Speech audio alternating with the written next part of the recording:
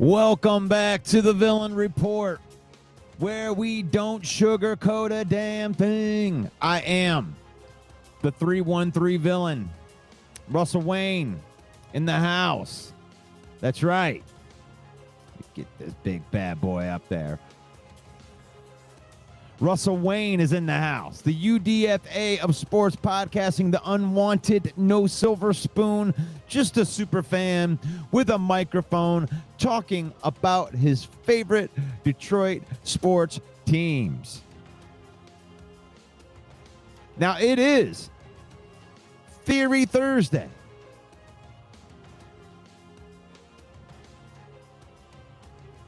And what are we talking about on Theory Thursday? The villain's cooking up some hot October takes. Speaking of October, the Tigers have forced a winner-take-all elimination game to see who goes to the ALCS, and Scooble is back on the mound. We're diving into Travis Kelce's future. Has he lost a step? Alim McNeill, comeback vibes with a full practice. Couldn't come at a better time. And also Thursday night football, NFC East throwdown between the Eagles and the Giants. And as always, the mic is open for people no matter what you do. Drop your takes, your questions, and ideas in the comments, and let's talk grit. Let's talk growth and how Dan Campbell's crew plans on storming the kingdom. This episode is brought to you by Fanatics.com. If you're rocking with the 313 and you bleed Honolulu blue, then you need to gear up like the real one over at Fanatics, our official merch partner. I'm talking official Lions jerseys, blackout hoodies, throwback Tigers gear, WWE gear, and Red Wings drip so icy it should come with a Zamboni. So here's what you do. You click this link in the comments and save up to 25% off of your order by our affiliate marketing partners over at Fanatics.com. Every click supports the channel. Every click supports the page and lets the world know that Detroit fans do it bigger. Detroit fans do it better. And the Villain Squad don't do knockoffs. We do official. We do Fanatics. Get yours. The Villain Squad page has officially reached 85,000 people. So thank you to everybody that has made it possible for a blue-collar dude like me to come on here and talk some crap about the Lions and all the Detroit sports teams. Just crossed 85,000. And we're climbing fast. Help us storm the castle of 100,000 followers. So it's Facebook, it's YouTube now, it's X, it's TikTok. Wherever you scroll, the Villain rolls. Connect with me on all platforms and be part of the takeover, because it's faith, family, and then football in that order. We use football to create those memories. We use football. So don't let our emotions get the best of us when we lose, because it's faith, family, then football. Let's get to it. What up, ladies and gentlemen? I see you out there. Let's say hello to Rick. You like that? Let's say hello to Davey. You like that? Let's say hello to Tyler. You like that? Let's say hello to Becca. You just made the list. Good morning, Mark Orlando. You like that? What's up? Go Tigers. What's up, Trim Reaper? You just made the list. That's right. You made it. You made the list today. John, what's up, John? Herman. You like that? Love that. Paul Jones in the house. You just made the list. Paul Jones says that Brian Branch is now known as the Missile. Yeah, the Missile is here. Acknowledge me. Oh, man, I hope you guys are all having a terrific Thursday on Theory Thursday. And, you know, what do we want to talk about? What do we want to talk about? Sunday Night Football just got real. Jared Goff versus Patrick Mahomes. Dan Campbell versus Andy Reid. Honolulu Blue versus Arrowhead Red. But first, let's talk about these Tigers. The Detroit Tigers have forced a game 5, right? I mean, what did I talk about yesterday? I love the fact that I came on here yesterday because everybody flips out and overreacts after wins or losses, I should say. And doesn't that just prove it? I mean, I was like, what happens if the Tigers go into an offensive explosion? And we talked about some ideas yesterday that could have happened. You know, if the Tigers would have lost that game, you know, the storyline would be, oh, they should have traded for Suarez, or oh no, they've mismanaged Scooble. Now what? Now we're in an elimination game and we don't have Scooble. Well, now you're in an elimination game and you do have Scooble. So all of us, prognosticators, all of us peeps that are out here, analyzing the sports, I think sometimes we get a little over analytical. And then we want to second guess the leaders of these teams that have been put into power. AJ Hinge, I mean, we want to criticize him before he's even finished doing his work. And I think yesterday proved it. Now, they got to finish the job or else all these same things will come back around. I mean, I guess the storyline would be, well, Scooble couldn't beat the Mariners all year. Well, the villain theory on all of that is Scooble is due and he never has any run support. I mean, he's lost some games here, only giving up 2 earned runs. And when you give up 2 earned runs and you lose the game, I mean, is that on pitching or is that on hitting? That's on hitting. So the theory is that the Tigers are going to take care of business on the road. And Scooble is going to throw out his best stuff in an elimination game, and he's going to prove why the Tigers should extend him at the upwards of $50 million a year. When you got a piece like that, this is the proving ground for Scooble. I think Scooble should pitch so well in this game that 1 run should be enough. That's my theory. What is your theory on Game 5? Elimination game for the Tigers, and the winner gets to go to the American League Championship Series. Tigers haven't been there in a while. And then it would be officially progress from last year to this year. I fully admit, you coming through here, some people have been very impatient with the Tigers in this turnaround, and it's taken a while. It's taken a while because, you're building the farm system up.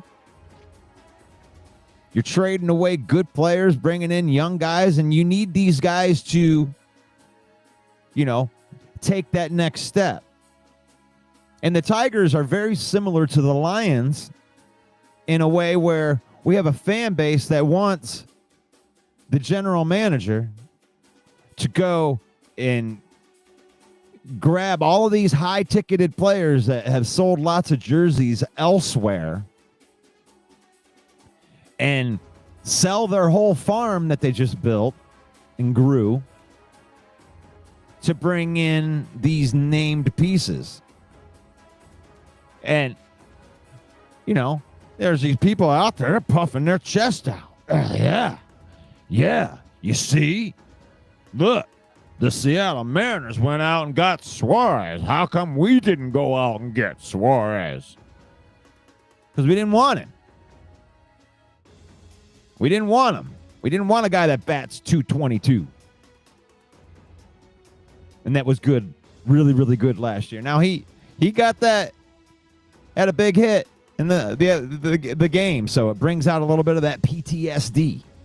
But what is your theory out there? The people. What is the theory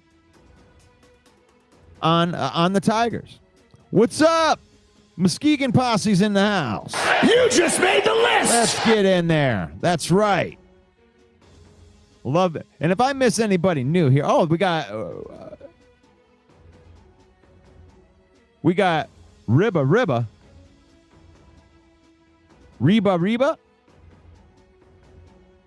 RR2, 2. All right.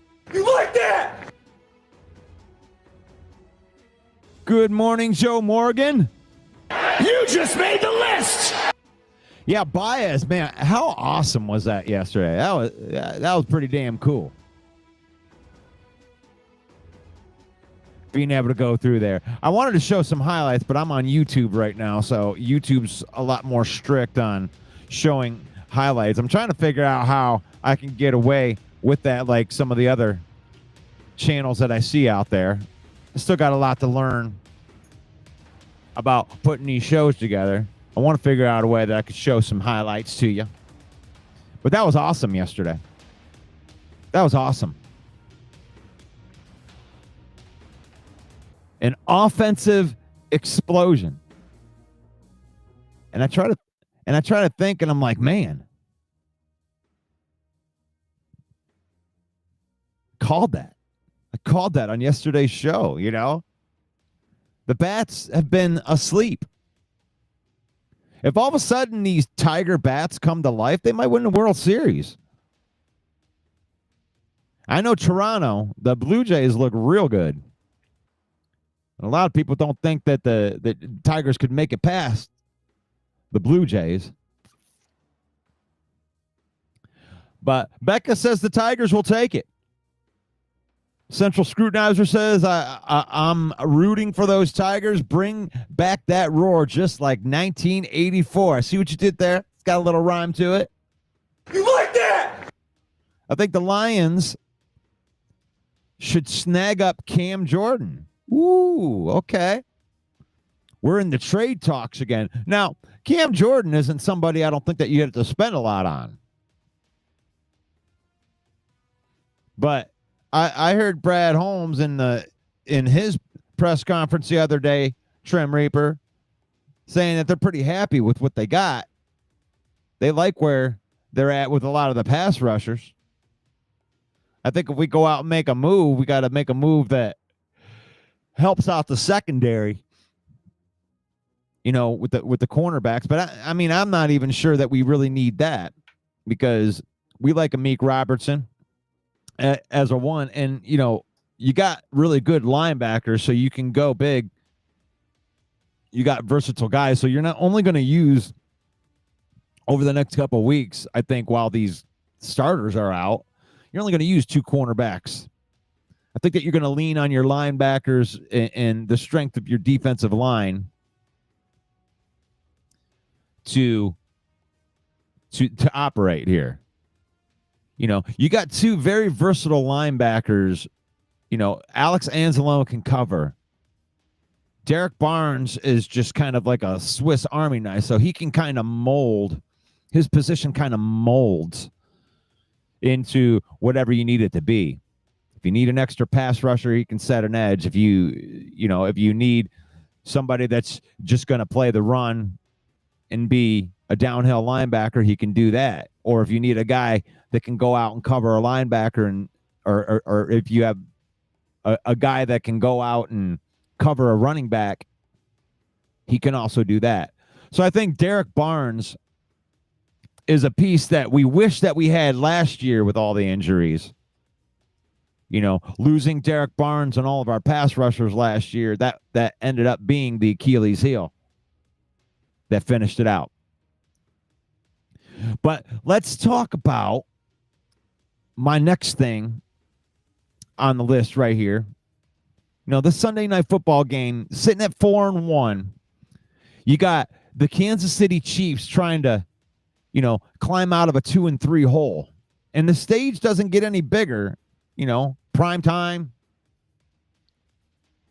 You know, Sunday night football, the entire world's going to be watching this game. And this is a measuring stick game. You know what I'm saying? Like, this is a game that even though the Chiefs are 2-3, you know, the Lions still probably won't be favored in this game. But the Lions got to keep on, you know, proving that they can win these big games, because there's going to be a lot of them like this year. Because you got to go play the Eagles. You know, you got to play the Rams in their spot. You know, you got to go play Tampa Bay. I mean, you got to play a lot of good teams, not to mention the teams that are in your own division. You got to play Minnesota twice.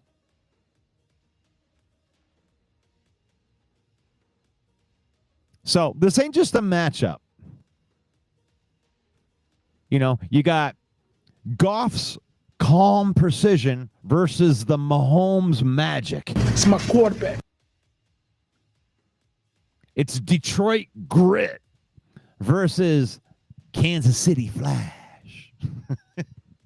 So buckle up, villain squad. This might be the best Sunday night football of the year. You like that? You like that? It's a mindset. That's the standard. Hey, man, this train doesn't stop for everybody. Doesn't stop for anybody.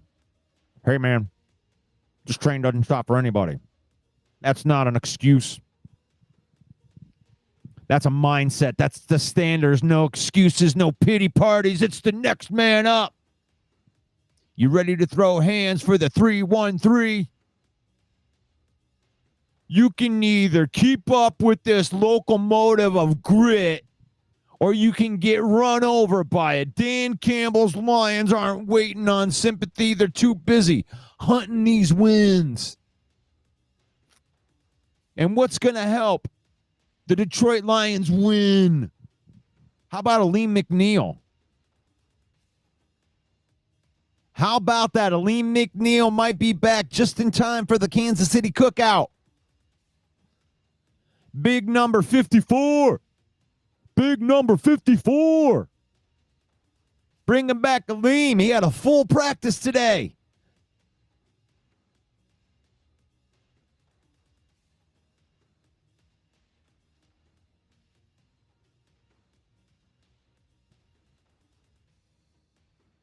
If he's active on Sunday at Arrowhead, that Chiefs offensive line better pack a lunch, because McNeill brings the kind of power and pass rushing ability from the interior that can wreck your game.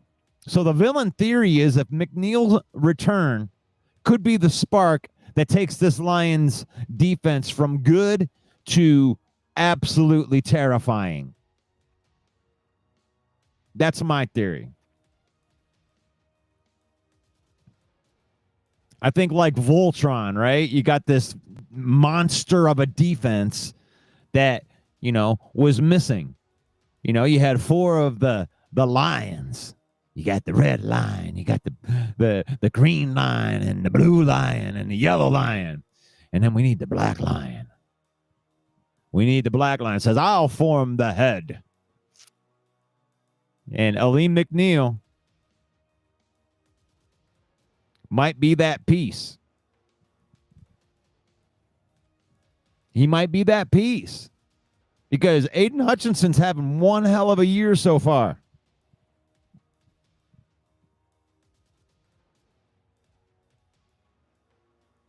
Rick C says no trades before the deadline.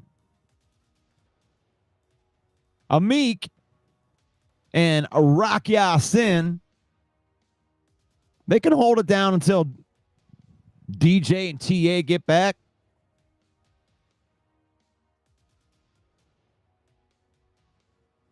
I mean, y'all weren't really too impressed with what TA had brought to the table anyway.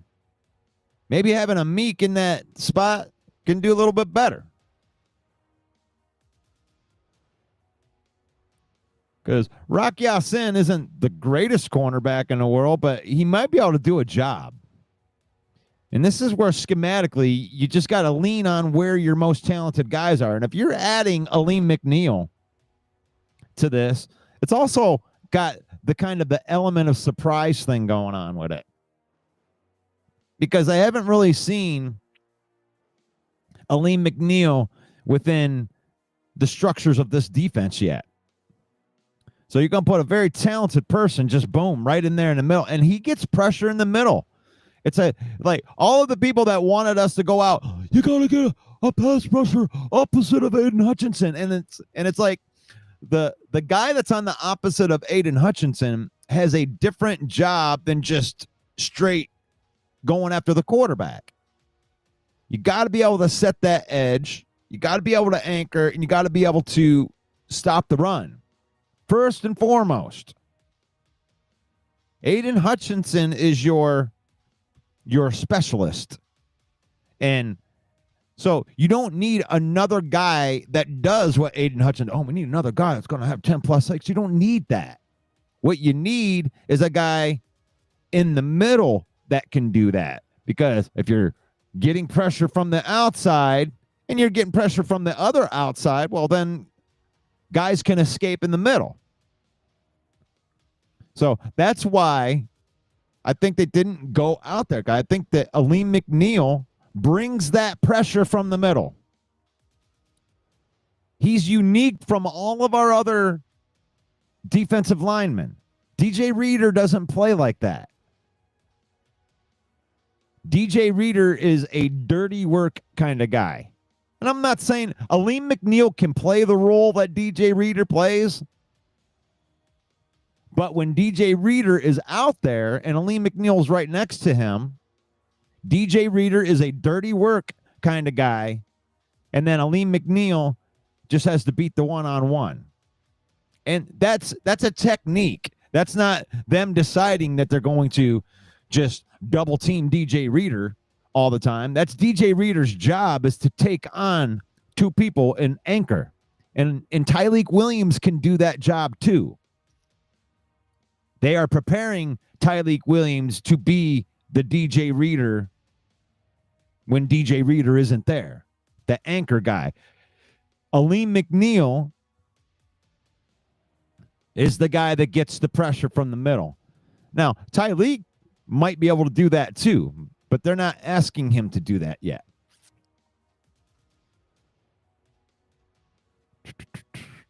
Let's see what else we got in here. Central says we think we're going to see Alim playing. So what do you guys think of that? My theory is that Alim's going to play this week. You know, I had the theory that it was going to linger all the way past the bye into the Minnesota Vikings game. And I don't think that anymore. He had a full practice today.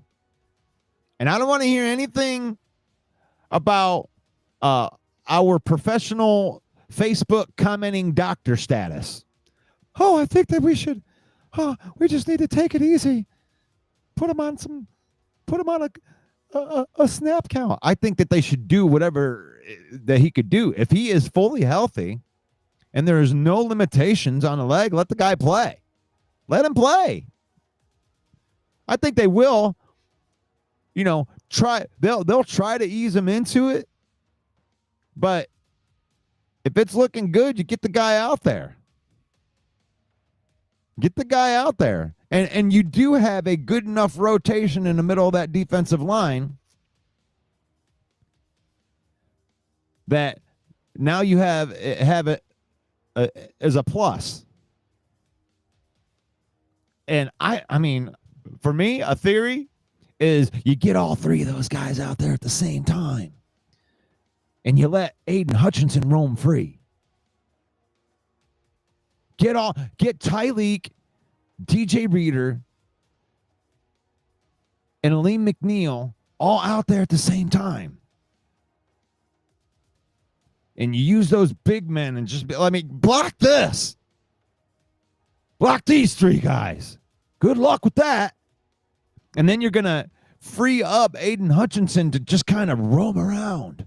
I know that was what kind of the plan was, but you got two really, really good defensive tackles, even if you want to say Tyleek is that right away. And then the ones after that, I'm not saying Lopez can't play, but he's not, he's a guy that can play, but he's not, the elite type of player. Alim is an elite type of player. Tyleek can be an elite type of player, and DJ Reader has already proved that he's an elite type of defensive tackle. Get all three of them out there at the same time. Let Aiden Hutchinson roam around that spot and pick a spot. Which one of these guys wants some? We're going to bite a kneecap off. Free Hutch. That's my theory. Free Hutch. Get them all out there. I think we're going to see the debut of Alim McNeill this week. Sunday Night Football.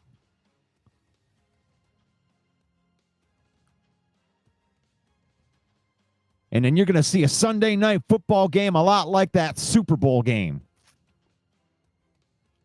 They kept on crushing that pocket on Patrick Mahomes.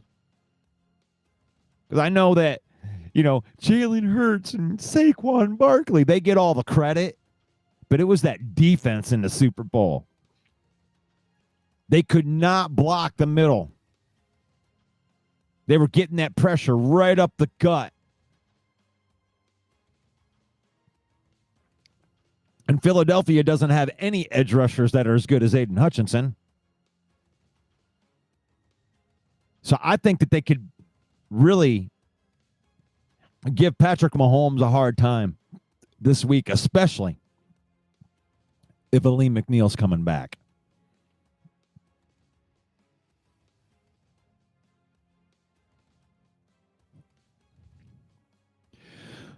Let's get back in here. Hey, thank you, everybody, jumping on here. If you're just joining the show, this is the Lion Villain Report. This is Theory Thursday. Right here, I'm the host, Russell Wayne. I'm the 313 villain, the undrafted free agent of sports podcasting. Thank you for joining the show. Hit that like button, hit that share button. Hit the comment button. Keep your questions rolling. If you're a fan of Detroit sports, connect with me on YouTube, Facebook, Instagram, TikTok, on wherever you scroll, the villain rolls. Thank you. If that's what you're doing right here and right now. And the Macho Man Randy Savage would say, yeah, the 313 Villain Squad, yeah, the UDFA of sports podcasting, yeah.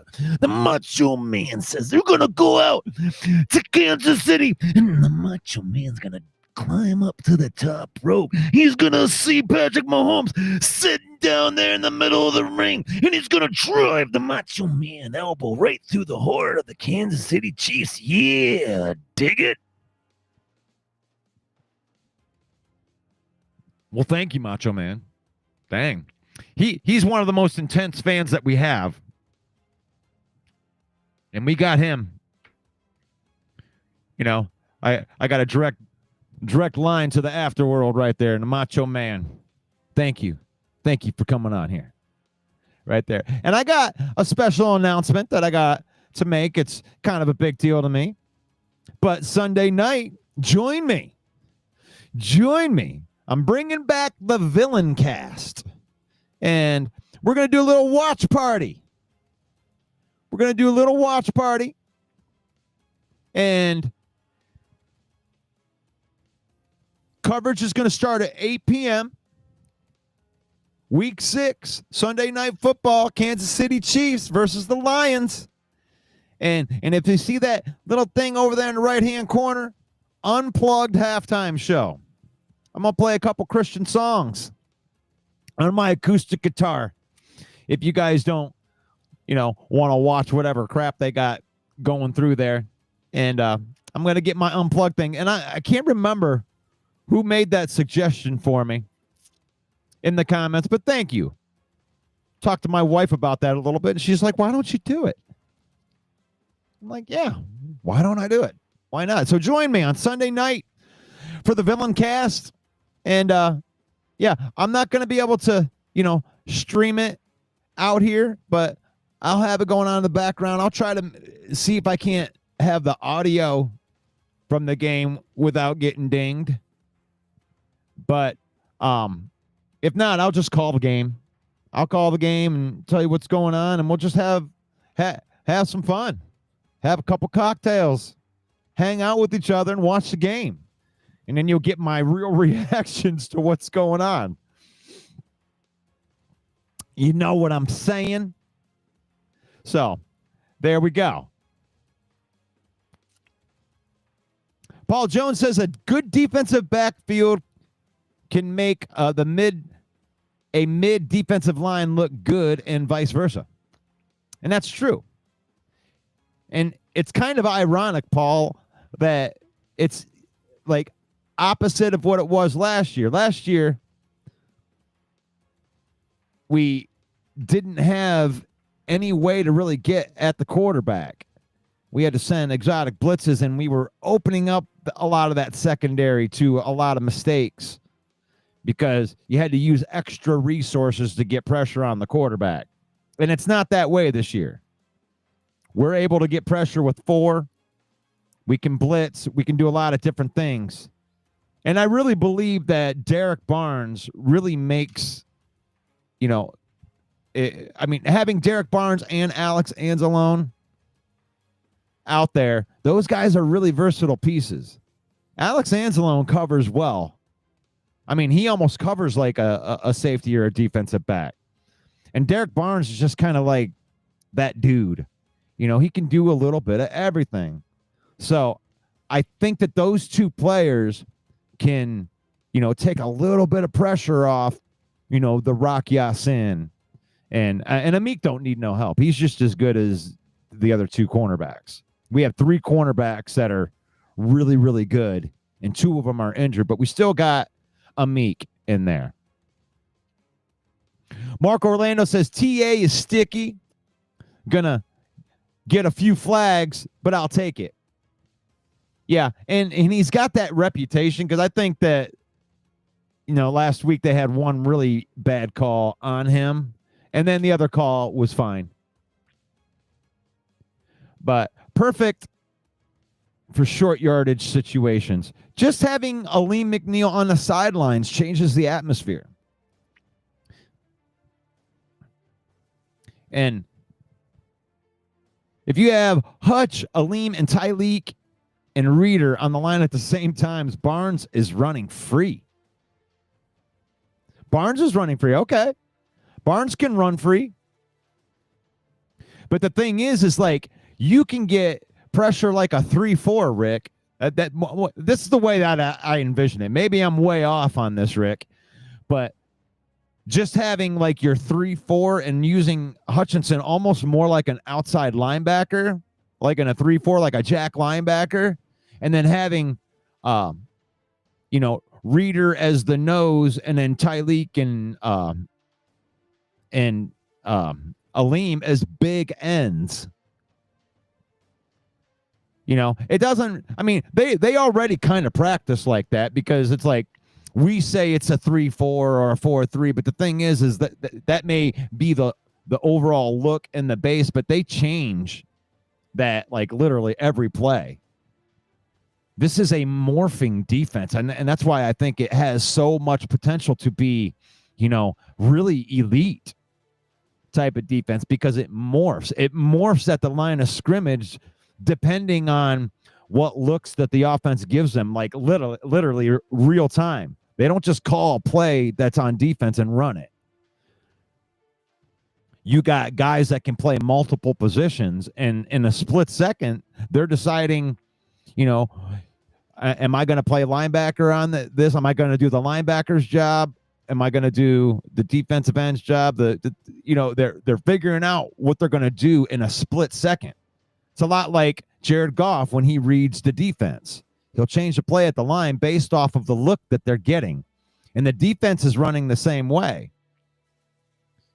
And that's how they defended Lamar Jackson, is because you can't just throw a spy onto Lamar Jackson and just have that guy watching him the whole time, because Lamar sees that. He sees who's watching him. He can just run to the opposite side of the field and make a giant hole into the defense, and that's how he operates. That changes. His spy changes as he moves across, and I think they're going to do the same type of thing with Patrick Mahomes. Nationwide, the majority are sticking with the Lions in this game.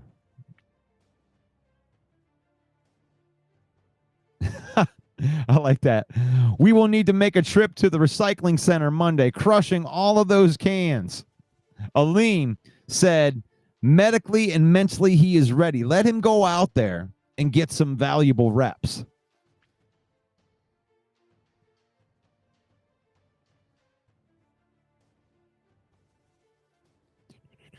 Ooh, yeah.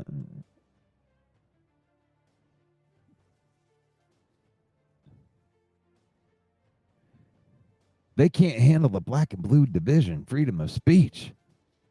That's right. Okay. Watch party Sunday night. Who's joining me on the watch party? I know John says that's it. You like that? At least throw me on in the background. I can talk some trash in the background while you're watching the game.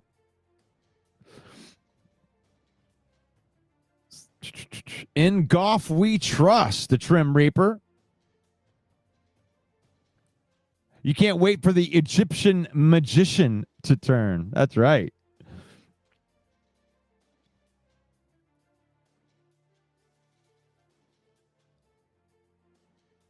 Ooh, he's twice what Clay was. I don't know about that, guys. You know, I hate the Packers as much as anybody else. But, like, Clay Matthews was a dog, man.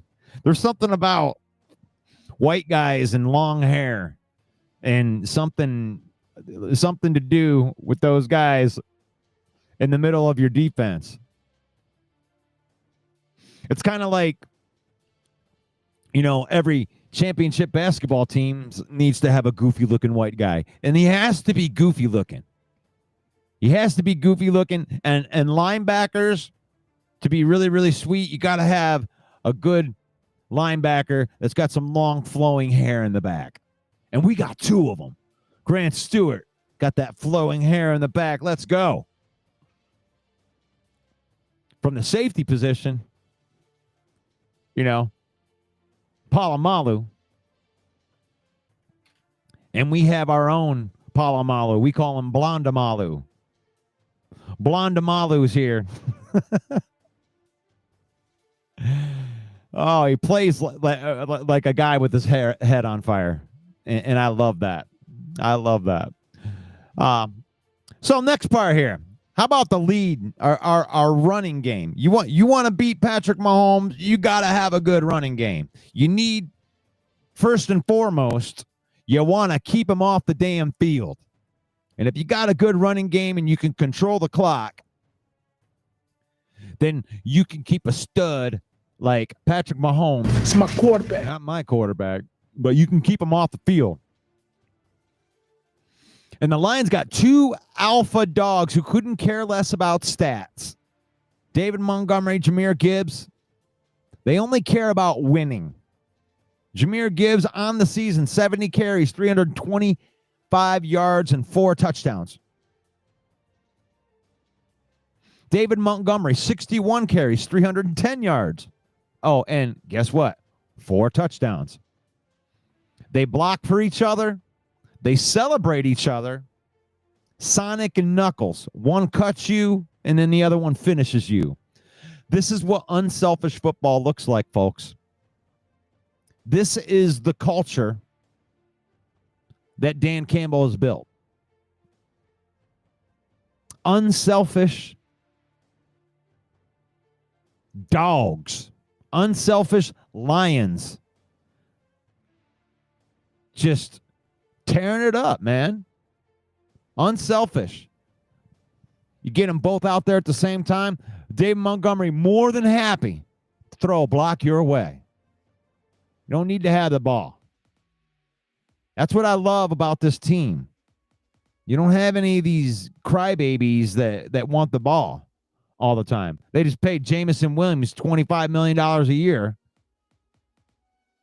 And they're not targeting him as much. They're taking away. A lot of the teams are going, oh, no, you ain't going to beat us with that speed. It's like, okay, we'll just beat you with Laporta, and I'm on route. We'll run the ball. You want to back up your safeties, we'll just chew up the middle of the field. It's no big deal. We'll beat you any way that you want.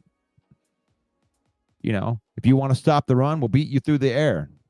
We'll just do the opposite of how you're defending us. And we got the personnel to do it, and they have the right mentality. When the going gets tough, when it gets tough in there, these guys don't panic.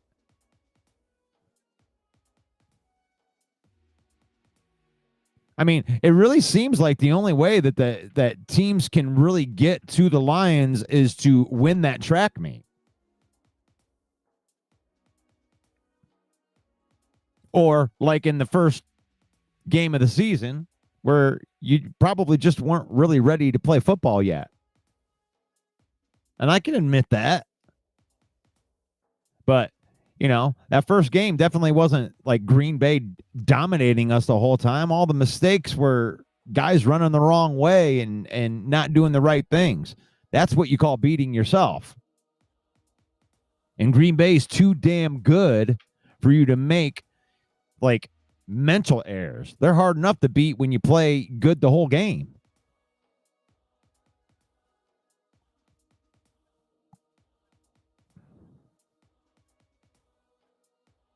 Steve, the doctor of thugonomics, word life. Acknowledge me. There you go. The Chiefs somehow is missing their running game. Yeah, Patrick Mahomes is their leading rusher. But I think that's kind of a little bit of a misnomer, Steve, because Patrick Mahomes just runs his offense. They don't do a lot of running. With the short, they do more of the short passes. They got Pacheco and Kareem Hunt, and they don't do a lot with that. I mean, Kareem Hunt had 2 touchdowns the other day. They get close, and yeah, they'll do some goal line runs. But Patrick Mahomes, this is the show. When you got a superstar guy like Patrick Mahomes, then it's almost like you feel like you need to pass the ball all the time. He needs to be the hero all the time. And that's what I like about Jared Goff over Patrick Mahomes. Because Jared Goff doesn't need to do it all on his own. He'll check into a run play if the defense is showing something that they can run on. He doesn't have to make the play. So, yeah, Chiefs don't have much of a run game. They really got to put it all onto Patrick Mahomes. And if they do that, the Lions are going to blow them out. They could be in for a big, big surprise come Monday night. This is a game that the Lions love to get up for. They're licking their chops right here for an opportunity to go at Kansas City right here. And they're fully healthy. No excuses. Because I know how everybody loves to give Patrick Mahomes excuses.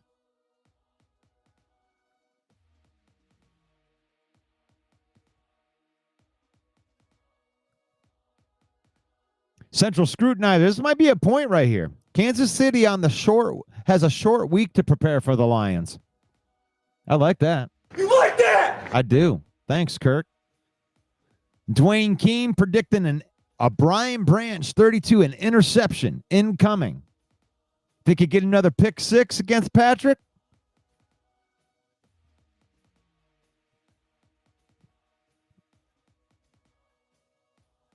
Gibbs and Demo want each other to succeed. They are truly best friends.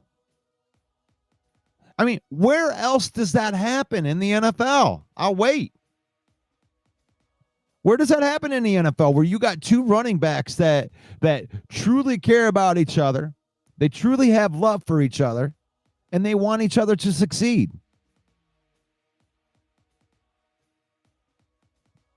Where are other places that are like that? You know, where's Saquon Barkley's Robin? No, give Saquon Barkley the ball. Where's Derrick Henry's Robin? Where's Christian McCaffrey's Robin? And Gibbs is as good as all three of those guys. Montgomery is just as good as all three of those guys. But yet, they seem to be able to work with each other, not let their egos get the best of them, and complaining about carries. I mean, that blows my mind when I look at those stats for him. 70 carries, 325 yards for Gibbs, 61 carries, 310 yards for David Montgomery. I mean, they truly are Sonic and Knuckles. You really don't know. There's no lead back, or you have two lead backs, or however you want to put it. You got two awesome, unselfish guys, and we're glad to have them. And then, the offensive line helps out too.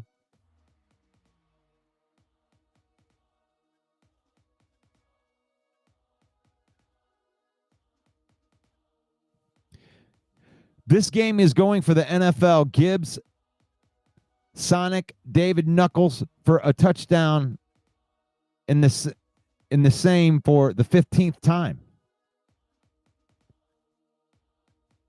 Yeah, that's an NFL record right now, tied with the NFL record.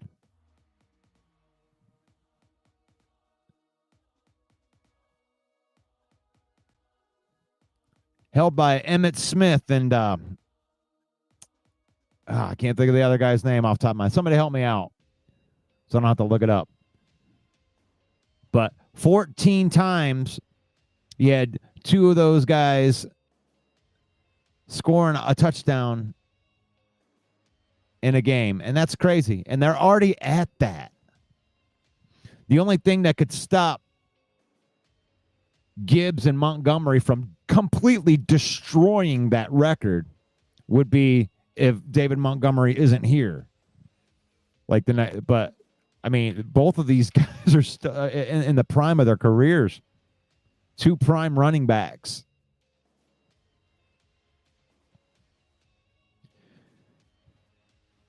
Central says that the Kelvin Shepard's been doing a great job at adapting every week.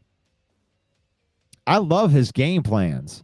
It's like everybody gets their own like their own individual game plan. It's not like we run this defense, try to stop us. No, that like each team gets a whole game plan tailored. They'll completely change the way that they play defense.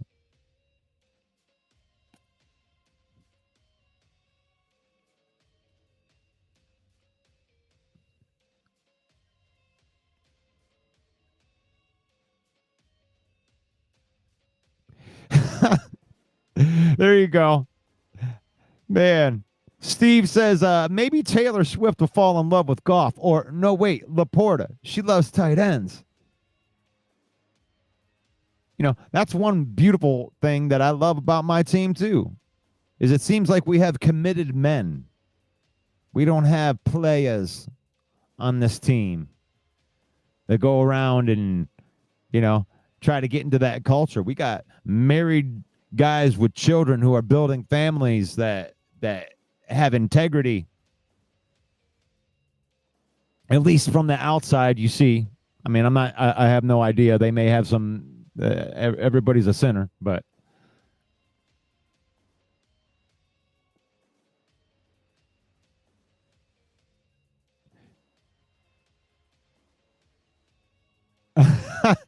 Kelce retires at the end of the season, and he has to keep Taylor. He's got a keeper now. Taylor Swift. Man, That is it really does seem like it's a downward spiral from the Taylor Swift. Kind of all downhill after that happened. Oh, look, we got Taylor Swift, and how cute is that? Look at that. Let's talk Aiden Hutchinson. Aiden Hutchinson, through 5 games in 2025, Hutchinson's putting the league on notice. He's first in total pressures with 31. He's second in forced fumbles at 3. He's third in sacks at 5. He's third in QB hits at 12. And he's landed a quarterback hit in 20 straight games. That's the longest active streak in the NFL. Every single Sunday, the motor doesn't stop. The energy doesn't fade. And this villain, the Aiden Hutchinson villain, just keeps hunting. He's not just elite, he's relentless.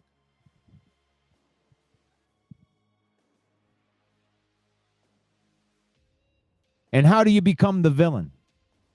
You become the thing that your enemies don't want. You have, and Aiden Hutchinson has become that thing that your enemies don't want. He's a problem. He dictates your defense. He forces you to use resources or to do the incredibly dumb thing of leaving him one-on-one, which leaves our other guys one-on-one. The bad guys in the house. Say hello to my little friend.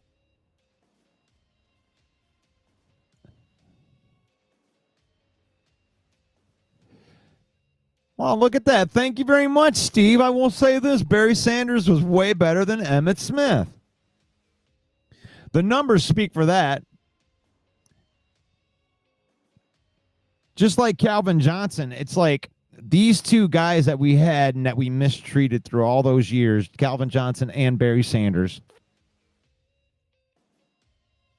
were dominators. There's never been a dominating running back like Barry Sanders, and there probably never will be. I mean, some of them could keep up for, 5-6 years. There are some that do that. But Barry Sanders was the best running back in the NFL for every year that he played. And, if you lived during that era and you're not just looking at numbers and being like, oh, what about Jim Brown? What about these guys? What about that guy? Nobody dominated like he dominated. I mean, even after you have years of tape, there's no slowdown in him, and he dominated first team All-Pro, I think, every year that he played. So even by his peers, the people that vote for All-Pros, it's like it is what it is. No other running back ever dominated like that. It's too bad they couldn't get him a Super Bowl. And I hate it when people put Super Bowls as one of the caveats to your greatness, because not everybody gets to win a Super Bowl. I'm one of those rare people, but I look at somebody like Jim Kelly, and I think that he could make an argument of being the greatest quarterback of all time.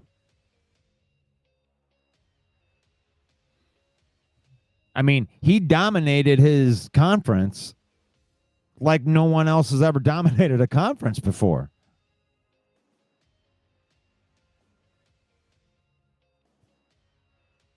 I mean, why do they give Dan Marino all of the love from a quarterback that never won a Super Bowl without talking about Jim Kelly? Jim Kelly was way better than Dan Marino. Way better. But yet he never gets the credit for it. because they had 4 years in a row where they lost the Super Bowl. How many Super Bowls did Dan Marino make it to? Well, he made it to 1 Super Bowl his rookie year. Yeah, but why didn't he make it to more?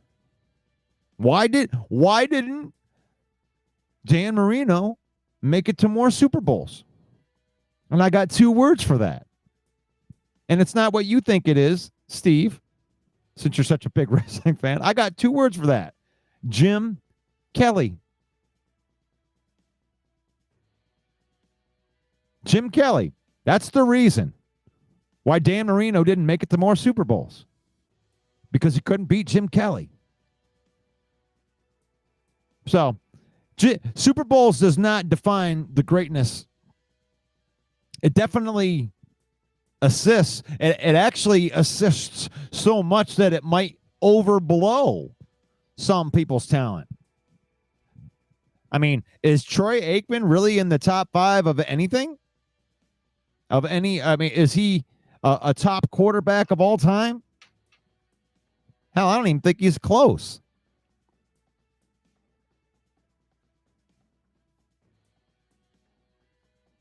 So, the bad guy says Jim Kelly is a legend. One of my fave quarterbacks going back to the 90s on NBC. Yeah, Jim Kelly was, that was, I mean, really, you look at Josh Allen, it's like, wow. Steve says John Elway. Oh, he's better than John Elway. John Elway is one of the most overrated quarterbacks. I'm glad that John Elway is better than Aikman. But another reason that John Elway didn't make it to a lot of Super Bowls. Go back and look at it, Steve. Jim Kelly was all of these great quarterbacks that you're talking about. Jim Kelly, John Elway. Jim Kelly's your kryptonite. Jim Kelly was the kryptonite. The Browns had a guy named Bernie Kosar that was really good. He was one of the ones that actually got a victory over Jim Kelly in a playoff game.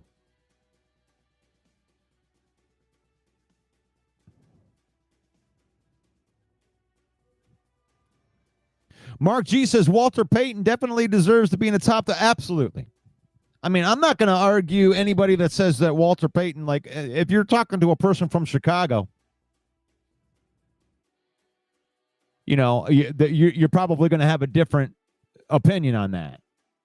Walter Payton, I mean, you can make an argument. If you're going to tell me that Walter Payton is the greatest running back of all time, I'm not going to push back on you that much.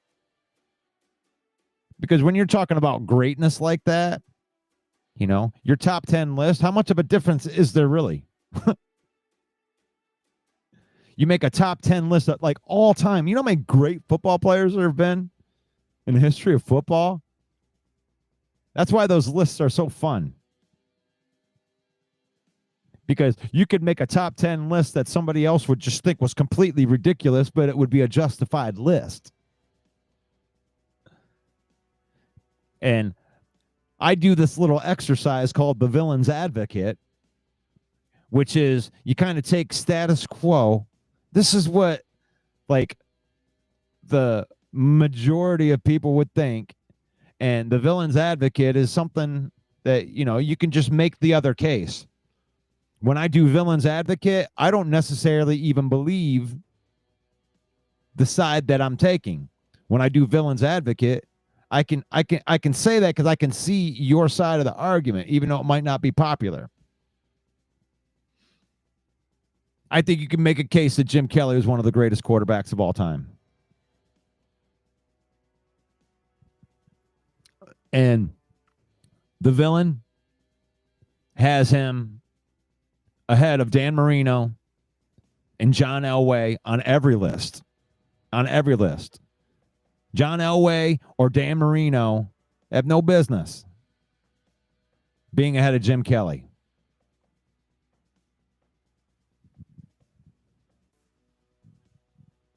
That's just my opinion. Maybe is that hot out there?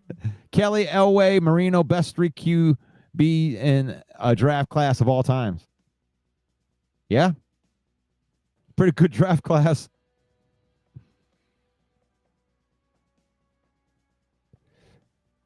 But You like that? good discussion today. I love that. I love coming out with the theory, like the villain theories right here. I think I'm going to stick with this. I like Theory Thursday with this. That way we can get out here and get some of these out there takes a little bit.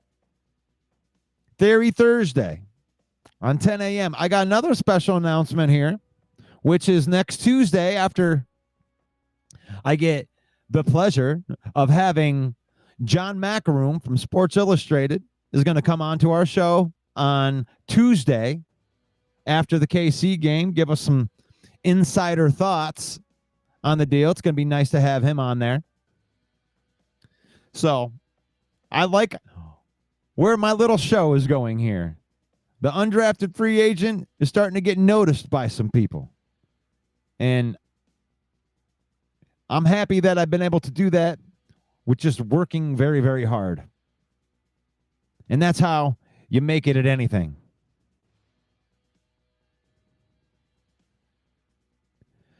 So, Theory Thursday. This is the Lion Villain Report. Join me Monday through Saturday at 10 a.m. Unless something happens every once in a while. I have some things that go on to where I can't do the show, and I apologize for that, but I'll be back. I'll be back. Sam Donald. Donald Schwarzenegger. You should watch the Villain Report. Come on. You should do it. You should watch the Villain Report at 10 a.m. Come on. Take my hand. You could take the chopper. Do it. Do it now. Come on. Do it. Oh, hell yeah. If you're down with the Detroit Lions putting the beat down on them Kansas City Chiefs on Sunday night, give me a hell yeah. Acknowledge me. And the Kansas City Chiefs have a countdown to destruction, and they've officially been put on the Lions list. You just made the list. The list of a future beatdown. Let's get them beatdowns in there. We're brought to you, this episode brought to you by Fanatics. Use the link, save up 25% off of your order. Every link, every click supports the channel, supports the page, and lets everybody know that you do official. You do Fanatics. Get yours.